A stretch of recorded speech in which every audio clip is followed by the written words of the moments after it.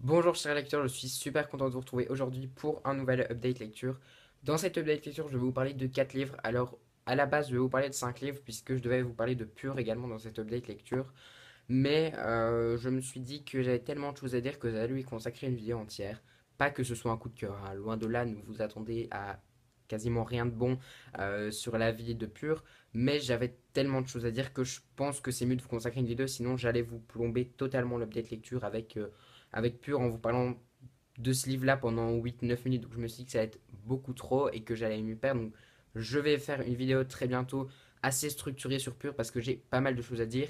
Et là, du coup, vu qu'on enlève Pur, les 4 lectures que je vais vous présenter aujourd'hui sont des très bonnes lectures.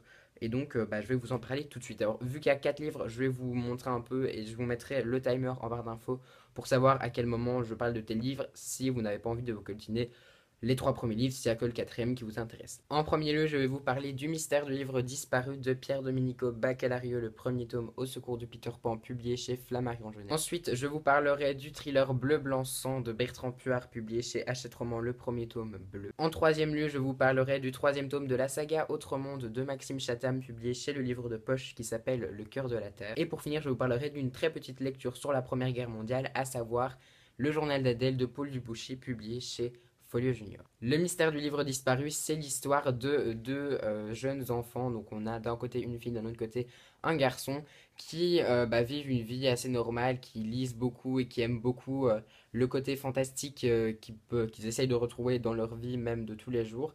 Et donc un bon jour, ils vont faire la file devant la librairie de leur tante, donc la tante Béa, puisque il y a un livre qui va sortir donc le jour où ils attendent devant cette librairie, un livre qui a été encensé par le célèbre critique littéraire Léo Gutenberg qui a dit que c'était le meilleur livre qu'il avait jamais lu. Et du coup, il y a tout le village et toutes les personnes, tous les habitants de quasiment toute la planète entière qui va se ruer dans leur librairie pour avoir ce livre-ci. Et une fois que les deux enfants vont être en sa possession, ils vont remarquer que celui-ci ne comprend plus le titre et que toutes les inscriptions et tout le texte qu'il y avait à l'intérieur a été effacé pour laisser place à un ouvrage absolument blanc. À partir de cet événement-là, il va se passer pas mal de choses et ils vont être envoyés dans pas mal de nos classiques préférés puisqu'il va y avoir une sorte de dérèglement dans tous les classiques et on va retrouver par exemple des pingouins dans Le Seigneur des Anneaux ou un sabre laser dans Peter Pan. J'ai adoré ce très court livre jeunesse. Donc, il fait à peu près 200 pages, ce qui est pour moi parfait pour un ouvrage jeunesse, puisqu'il est destiné, je pense, je pense qu'à partir de 10 ans, ça peut être lu parce que c'est écrit assez gros et c'est écrit, enfin, les protagonistes ont à peu près cet âge-là, un peu plus âgé, je crois. Et donc, pour cet âge-là et même pour plus grand, je pense que ça peut être une lecture parfaite. Personnellement, j'ai adoré ce petit livre que j'ai dévoré en 1 ou 2 jours parce qu'il est assez court mais c'était franchement bien. J'ai tout de suite accroché avec l'histoire de mélange des classiques. Ça m'a énormément fait rire et j'ai trouvé ça très intéressant.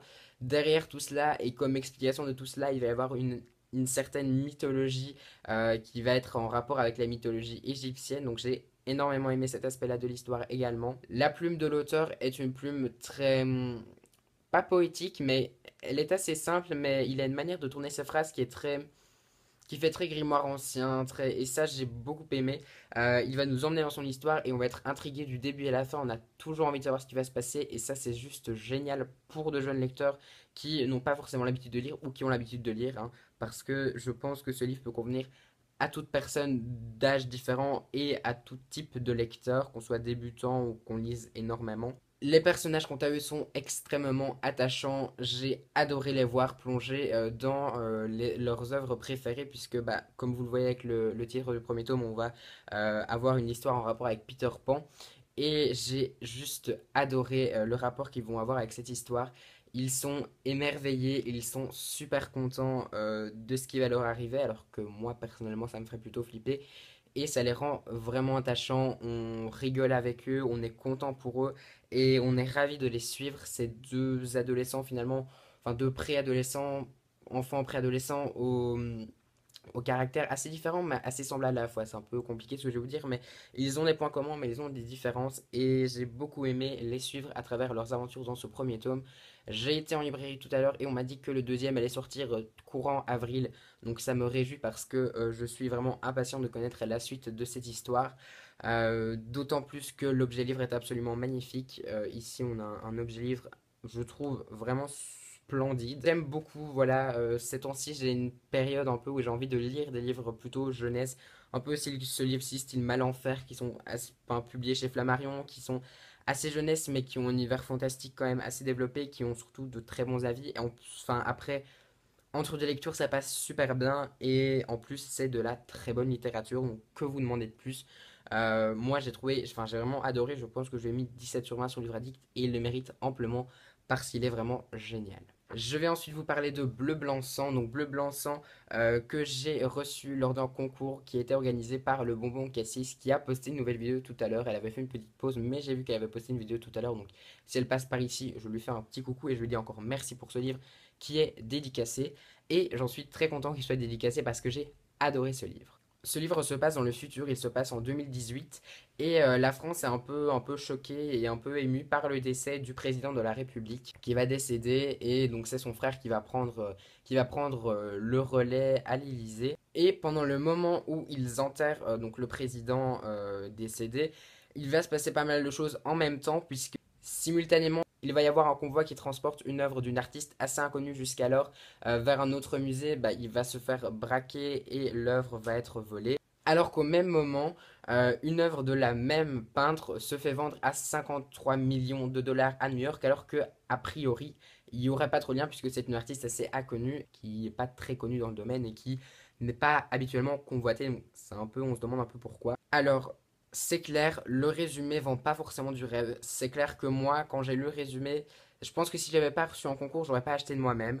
Mais il faut vraiment le faire. Il faut vraiment l'acheter ce livre parce que même si je vous l'accorde, le résumé, à croire avec le résumé, on pourrait fort parler d'un thriller mêlé à de la politique. C'est ça, mais c'est bien fait. C'est-à-dire qu'on va pas parler que de politique dans ce livre-ci, je vous rassure. Sinon, moi, ça m'aurait barbé également. Mais en tout cas, ne vous fiez peut-être pas qu'au résumé et allez voir un peu plus loin. Lisez les premières pages parce que c'est un thriller haletant et palpitant dans lequel vous allez plonger. Ce livre est passé à très peu de choses du coup de cœur puisque sans les premières pages, ce livre aurait été un coup de cœur. Je vais vous expliquer. En fait, pour moi, les 80 premières pages ne m'ont pas plu, clairement. Parce qu'en fait, l'auteur va nous offrir le point de vue, enfin, il va nous raconter l'histoire de plusieurs personnages différents.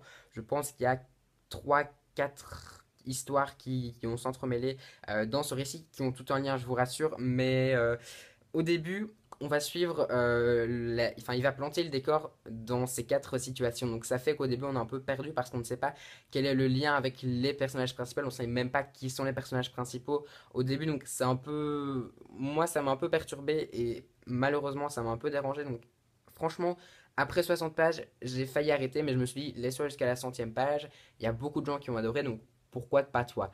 Et effectivement, j'ai bien fait puisque à partir de ce petit moment, on commence à comprendre ce qui se passe et à partir d'une action qui marque le début justement de toute l'action et le démarrage de l'intrigue de ce roman, on est absolument plongé dans ce livre qui est vraiment, vraiment, vraiment, vraiment très bien. On va tomber dans un roman très efficace, on va trouver dans un roman qui est vraiment bien mené, on sent que l'auteur sait où il veut en venir et j'ai adoré ce roman-ci. On suit du coup plusieurs petites intrigues entre guillemets parce qu'il y a plusieurs situations et plusieurs personnages, on les suit un peu et c'est juste génial de suivre tout ça et de voir comment ça va s'entremêler, etc. J'ai beaucoup aimé la fin parce que je ne m'attendais pas à cette fin-là. Et c'est vrai qu'on plonge en quelque sorte dans une saga familiale. Quand on arrive à la fin, on se rend compte des liens que ça a, pourquoi ils ont fait ça, pourquoi il y a ça. Et on se rend compte qu'en fait, c'est toute une vaste affaire de trafic, etc. Enfin, c'est vraiment, vraiment, vraiment, vraiment bien mené. J'arrive pas à mettre des mots très clairs sur cette histoire, mais en tout cas, c'est un très bon thriller à l'intrigue assez mystérieuse. Je me réjouis de lire le deuxième tome et de rencontrer Bertrand Puard à la foire du livre de Bruxelles parce que j'ai terriblement envie de lui parler de son bouquin que j'ai vraiment adoré. Et encore une fois, même si le résumé pour moi est pas top top, franchissez le pas, lisez au moins 80 pages pour vous faire un avis sur ce roman qui est juste génial. J'en attends beaucoup du deuxième tome, Mais vu les avis qu'il y a dessus, le deuxième et le troisième tome sont encore meilleurs, donc je ne me fais pas trop de soucis par rapport à ça parce que je sens que je vais encore plus adorer que le premier. Voilà. J'ai ensuite lu en lecture commune avec Fruit Rider, donc Clémentine. J'ai lu Maxime Chatham, le troisième tome de la saga Autre monde, le cœur de la Terre, publié sur les livres de poche. Je te remercie pour cette lecture commune que nous avons effectuée fin janvier. Oui, je le présente un peu tard, mais c'était vraiment top. J'ai lu ce troisième tome. Vous vous souvenez que j'avais un énorme coup de cœur pour le tome 1 et le tome 2. Je vous avais pas parlé du tome 2 en vidéo, mais vous l'avez vu dans mon top flop. Et je vous le dis maintenant, ça a été un énorme coup de cœur, encore mieux que le premier. Et contre toute attente, ce troisième tome a été encore meilleur que le deuxième, donc que demande le peuple. Dans ce troisième tome, on sent clairement la fin du premier cycle, entre guillemets, qui se finit, puisque c'est une saga composée de 7 tomes, mais on sent clairement la fin d'un cycle à la fin de ce troisième tome, puisque pour moi, quelqu'un qui n'a pas connaissance qu'il y a une suite pourrait clairement s'arrêter là parce qu'il y a une fin en soi. Et bon, évidemment, je vais aller plus loin parce que j'adore cette saga, mais j'ai trouvé que c'était pas plus mal parce qu'on avait toutes les réponses à nos questions, en tout cas la majorité, et ça c'est vraiment pas mal. Les personnages quant à eux m'ont toujours autant plu. Le trio, l'alliance des trois est absolument génial. J'adore identifier ce petit trio au trio Harry, Hermione et Ron, et tu l'avais dit également, Fruit Rider, dans ta chronique vidéo et ta chronique écrite. Mais je suis totalement d'accord avec toi. J'avais vraiment l'impression de retrouver ce trio-là, comme pour Harry, Ron et Hermione. Je trouve que la relation entre eux est très bien dépeinte à travers le livre, c'est-à-dire qu'on ressent toutes leurs émotions. J'ai rigolé avec eux, j'ai été frustré avec eux, j'ai stressé avec eux, mais j'ai également été super heureux avec eux. Donc il y a vraiment un lien qui se crée. Maxime Chatham arrive à créer un lien entre ses lecteurs et ses personnages, et ça c'est absolument fabuleux. Dans ce troisième tome, on a des révélations de dingue. Fruit Rider, qui était un peu en avance sur le début du livre par rapport à moi, m'avait prévenu, mais je m'attendais pas à ça, sérieusement.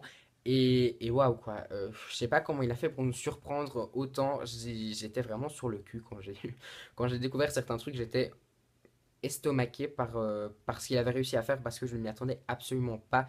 Et ça a été une grosse surprise par moment, voire des très grosses surprises par moment. Je sais pas quoi vous dire d'autre à part qu'il faut se lancer dans la saga Autre Monde, qui est une saga géniale. J'ai adoré ce troisième tome encore mieux que le deuxième tome.